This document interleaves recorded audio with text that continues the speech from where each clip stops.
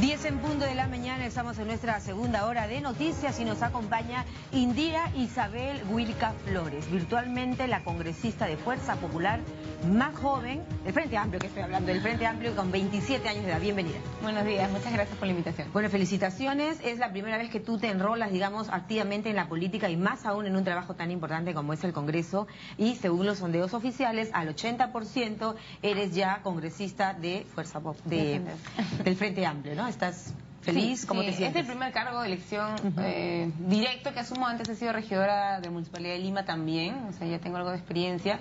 Y bien joven, ¿no? Pero me siento contenta porque esta vez ha sido en una coalición, se quiere un espacio político que hemos ayudado a construir muchos jóvenes, ¿no? El Frente Amplio es un espacio nuevo que sí es cierto que reivindica una tradición de izquierda que ha aportado mucho al país, también de luchas, de reivindicación por el derecho al trabajo, en fin, una serie de demandas, pero que ahora también creo que se refleja con ideas nuevas, con prácticas políticas nuevas también. Ahora, sería bueno contarle un poco a la gente un poquito más de Indira. Por ejemplo, tú eres socióloga. Soy socióloga de profesión de la San Marcos. Así es. ¿No es cierto? Así ¿Y ¿qué te ha impulsado? Bueno, eres hija del reconocido, lamentablemente falleció en el año 1992, y todos recordarán al ver a Indira la figura del gran luchador Pedro Wilca Texe, ¿no es cierto? Secretario general de la CGTP, en uno de los capítulos que seguramente para cualquier hija es duro y es difícil recordar. Se erige la figura aún más de Pedro Wilca por ser víctima de aquellas épocas que nos tocó vivir. ¿Cómo te sientes frente a un escenario en el que, por ejemplo, te tomará juramento Kenji Fujimori? Mira, a mí me parece, claro, si quieres, paradójico, pero también la expresión de cómo va cambiando nuestro país, ¿no? Cómo, por ejemplo, se ha visibilizado de una manera tan fuerte una lucha contra lo que significó el fujimorismo, ¿no? Entonces no es una lucha solamente por oposición, sino creo que de reafirmar. Mucha gente joven que en estas elecciones ha salido, por ejemplo, a marchar contra Keiko, lo ha hecho porque quiere afirmar un país democrático, ¿no?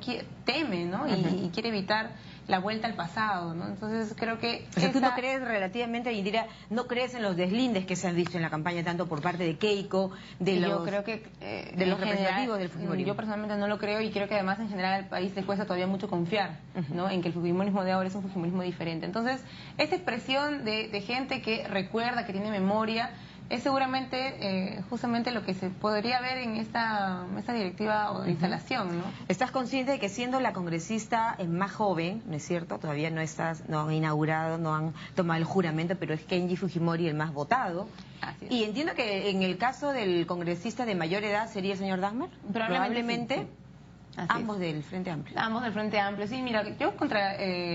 digamos, personas individuales del fujimorismo no tenemos nada, no es un asunto personal esto, siempre hay que dejarlo claro, en la política no se trata de generar antipatías personales, sino lo que se trata es de evaluar políticamente cómo nos posicionamos, ¿no? Y es claro que Kenji es parte de una agrupación política con la que nosotros no tenemos ningún tipo de sintonía, con la que yo sí creo que hemos construido un antagonismo en términos políticos, porque creo que tenemos valores distintos en relación a la democracia, bastante a la distintos, política. van por caminos totalmente diferentes. Entonces, ¿no? En esas paradojas de la vida de la que hablábamos, Indira, estamos hablando de un hecho importante, digamos, de recordar un poco la historia y saber cómo tú lo recibes, ¿no? Porque Kenji Fujimori, hijo de Alberto Fujimori, a quien las investigaciones señalaron en el caso del Grupo Colina como el brazo armado y que perpetraron estos delitos, ¿no es cierto?, según lo que revelaba después este agente de inteligencia contra, por ejemplo, Pedro Wilca Texe y otros hechos más, Colina, ¿no? Y el Grupo Colina, que justamente hoy vemos Altos, esta audiencia, ¿no? En la que el propio Fujimori pide que sea anulada la sentencia. ¿Qué opinas tú de eso? A mí, por ejemplo,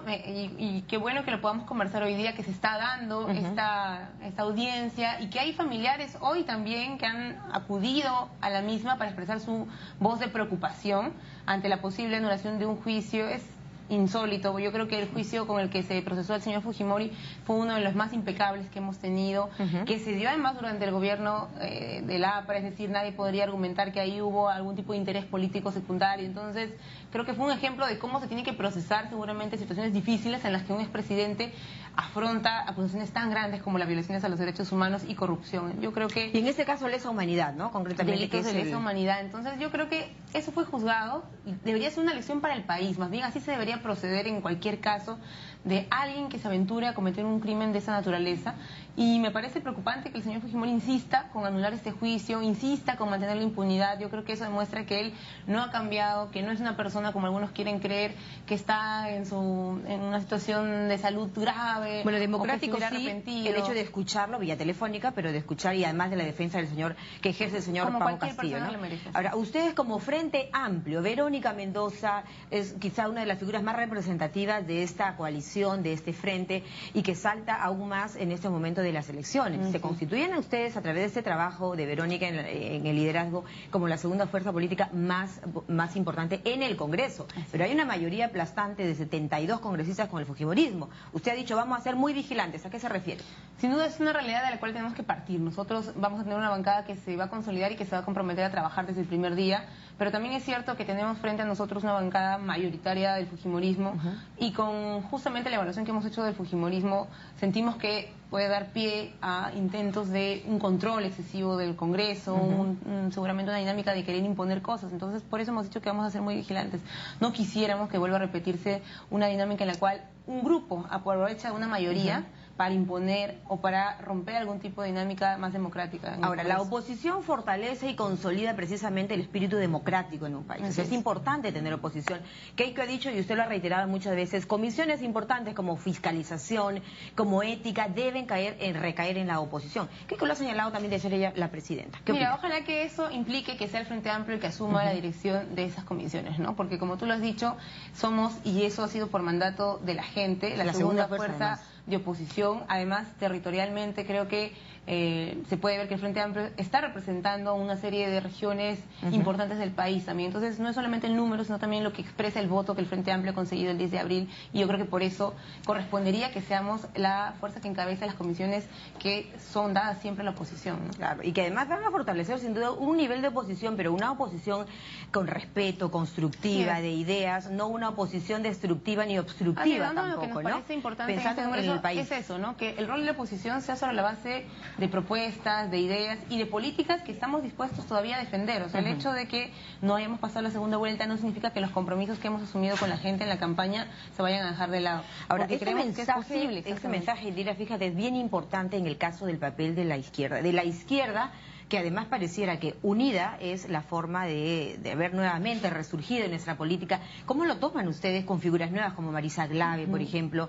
Un poco si recordamos hacia los 80 se erige la figura de un gran izquierdista como fue Javier Descanseco, uno de tus alter ego, creo, además, entre otros. Cuéntame, Mira, ¿cómo te sientes? Nosotros, justamente, por lo que tú dices, somos muy conscientes que provenimos de una tradición, ¿no? De gente como Javier, de gente como Pero Wilca, de gente como Marilena Moyano, gente muy luchadora del cual nos sentimos orgullosos por lo que hicieron, a pesar de que muchas veces sus figuras y su trayectoria intenten ser puestas de lado. Nos sentimos contentos por eso, pero también es cierto que el país le reclamó siempre a la izquierda dos cosas. Uno, renovarse programáticamente y también en términos de organización. Y eso es lo que nosotros hemos tratado de hacer con el Frente Amplio. Y ese mensaje ha quedado clarísimo, Indira, en estas elecciones, no solo a la izquierda, en realidad, ¿no? Sino a todos. Ya en general, la clase política. Y nosotros hemos asumido nuestra responsabilidad por eso y desde el inicio en el Frente Amplio planteamos una serie de criterios para que realmente la renovación no sea algo discursivo, sino que sea algo práctico. Entonces, por eso hemos incidido tanto en procesos de democracia interna, apostar para que las mujeres tengan un liderazgo realmente visible y no sean solamente quienes rellenen las listas, ¿no? Entonces, eso era un compromiso. ¿Cuál crees tú que al nivel de la izquierda es la lección mejor aprendida, ¿no? Después de este mensaje de las elecciones? Porque hay quienes han señalado, efectivamente, la izquierda nunca va a gobernar el Perú, la izquierda no funcionó, la izquierda estaba muerta.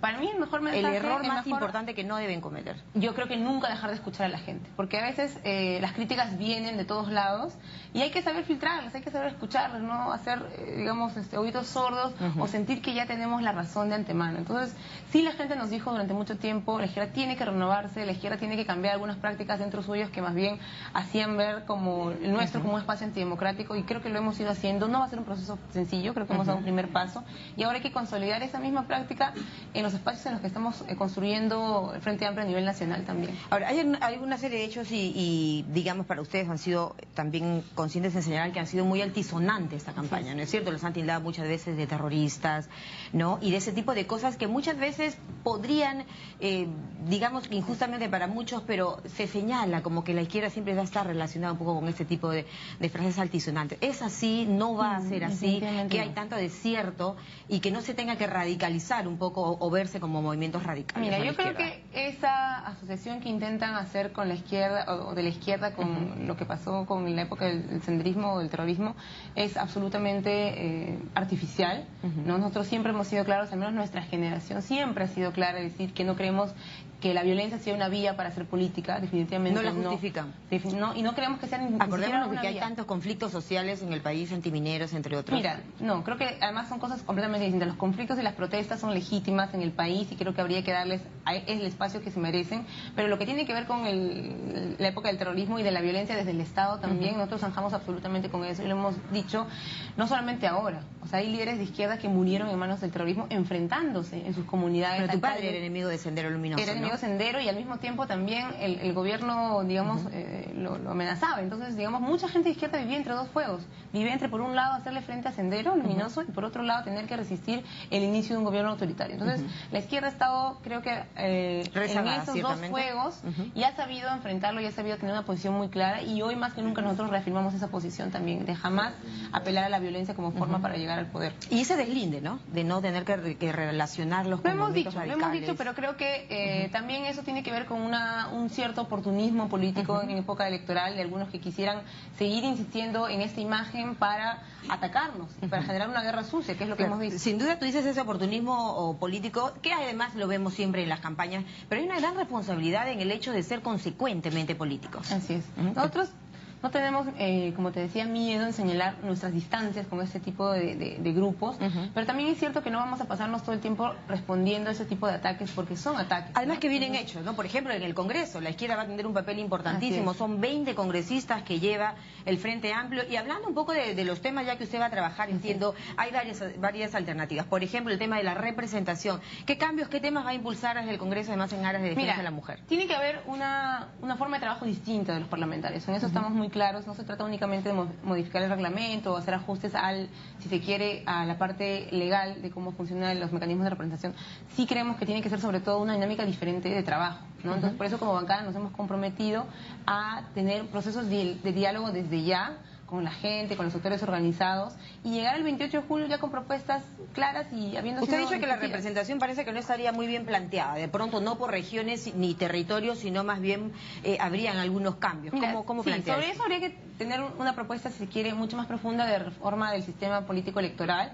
Es verdad que hay desproporciones en lo que tiene que ver con la representación numérica de las regiones, hay todavía deficiencias que hacer. Sobre eso también creemos que es necesario, pero no solamente la representación en términos territoriales, sino también, por ejemplo, la forma en la que funcionan los partidos políticos, ¿no? Los partidos ¿Asusta a muchos congresistas la representación, crees usted? Yo creo que lo que les asusta mucho es que se hable de reformar las organizaciones de las que provienen, porque muchos aprovechan que no hay necesariamente una fiscalización, digamos, minuciosa a los partidos y por eso están en franquicias, por eso buscan incluso vientres de alquiler, por eso tú ves congresistas que se cambian de elección en elección de grupos políticos. Entonces, claro, y esos vientres de alquiler y el transfugismo, no olvidemos, un tema pendiente también. Es un tema pendiente, pero sobre todo la debilidad de los partidos. Entonces necesitamos partidos fuertes, necesitamos que se ¿Va a trabajar el Frente Amplio solo por esa campaña o que viene para adelante? No, el Frente Amplio es un proyecto de largo aliento, nosotros para eso nos hemos involucrado en él, para que tenga una continuidad, para que la gente sienta, para quedarse. Para que la gente sienta que puede sentirse convocada en el Frente Amplio, ¿no? Esa es nuestra mayor tarea, que la gente que nos ha apoyado en esta campaña y que probablemente al inicio tenía cierto temor de vincularse a la política, porque eso es lo que ocurre y eso hay que comprenderlo también. La gente dice, yo no quiero meterme en un partido político porque siempre son lo mismo, pero ha visto con ilusión el surgimiento de un espacio con el Frente Amplio, un espacio donde se toman decisiones. El resurgimiento de la izquierda, en realidad, ¿no? Así pero es, tendrá que haber una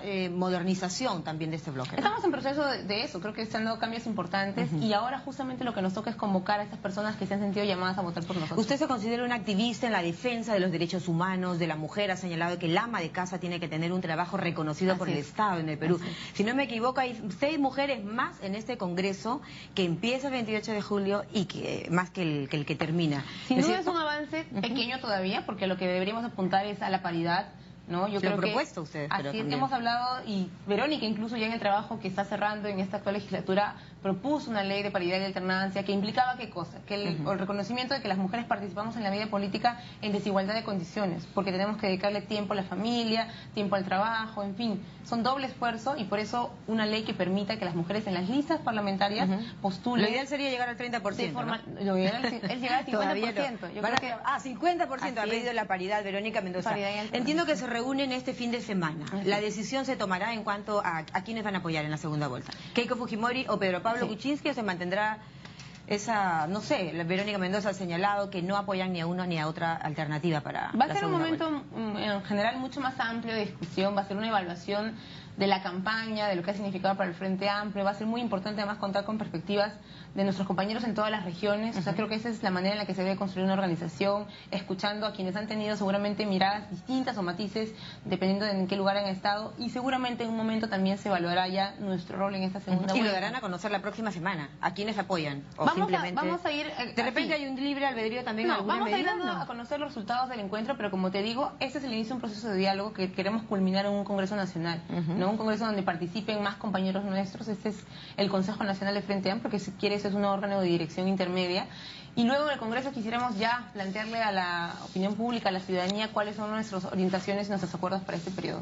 Esperemos que nos cuenten aquí en 7.3 los resultados, las conclusiones. Nos gustaría compartir mucho a los avances que estamos llegando. Claro que sí. Y bueno, un mensaje final para los jóvenes que han votado por ti, Indira. Bueno, un agradecimiento en general a todas las personas que votaron por nosotros, que supieron, creo que, comprender el sentido de las propuestas del Frente Amplio y sobre todo también saber resistir a esta guerra sucia tan fuerte que se dio durante la campaña y que hizo, ¿no? Y que intentó asociarnos a ciertos elementos con los que nosotros hemos deslindado. A ellos nuestro agradecimiento. Muchos dijeron que si ustedes hubieran cerrado, por ejemplo, filas con Gregorio Santos, que es un papel importante también, imagínate, desde un penal hecho esta importante campaña, hubiera sido otro el resultado, ¿no?